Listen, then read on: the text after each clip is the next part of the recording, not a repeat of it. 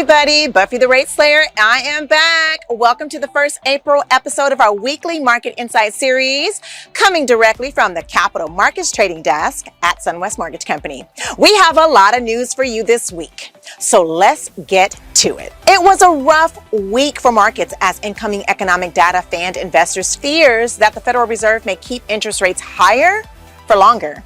The likelihood of a June rate cut continues to crash, with the odds now sitting at 58%, which is down from 70% a week ago. The 10-year Treasury yield climbed this week, even surpassing the key 4.35% level and hitting its highest mark of this year. On Wall Street, stocks were on track for a losing week as the three major indexes were poised to see losses. Earlier in the week, the market reacted negatively to Atlanta Fed President Bostic's comments that he foresaw only one rate cut this year and that it would be made in the fourth quarter. On Wednesday, Fed Chair Powell calmed some nerves after speaking in a more gentle tone. He reiterated that policymakers would wait for clearer signs that inflation is slowing down and that the recent data does not materially change the overall picture. According to Monday's ISM reading, manufacturing in the U.S. expanded last month for the first time since September 2022.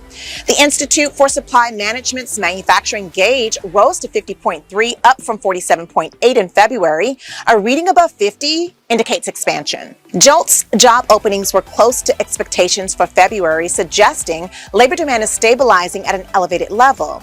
The U.S. Department of Labor reported Tuesday that job openings rose to 8.76 million in February, up from downwardly revised 8.75 million in the prior month. However, the ratio of openings to available workers declined considerably, down to 1.35 from 1.43 in January. In another sign that manufacturing in the U.S. has turned the corner, new factory orders rebounded in February, increasing by 1.4%. The gains were more than the expected 1% increase after new orders of manufactured goods had dropped by 3.8% in January. According to the Commerce Department report, durable goods orders rose 1.2%, while non-durable good orders rose up to 1.6%. ADP private payrolls data for March showed that the private sector added the most jobs since July. Employers added 184,000 jobs last month, easily surpassing the forecasted 150,000, while February's figures were upwardly revised to 155,000 from 140,000. Even with a slight decline in the average mortgage rate, MBA applications decreased 0.6% for the week ending March 29. It was the third straight week that mortgage applications have registered marginal losses.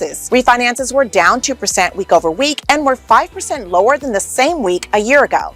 The purchase index ticked down by 0.1% week over week, but did move 1% higher on an adjusted basis. The U.S. trade deficit reached its highest imbalance since April 2023 by hitting $68.9 billion in February.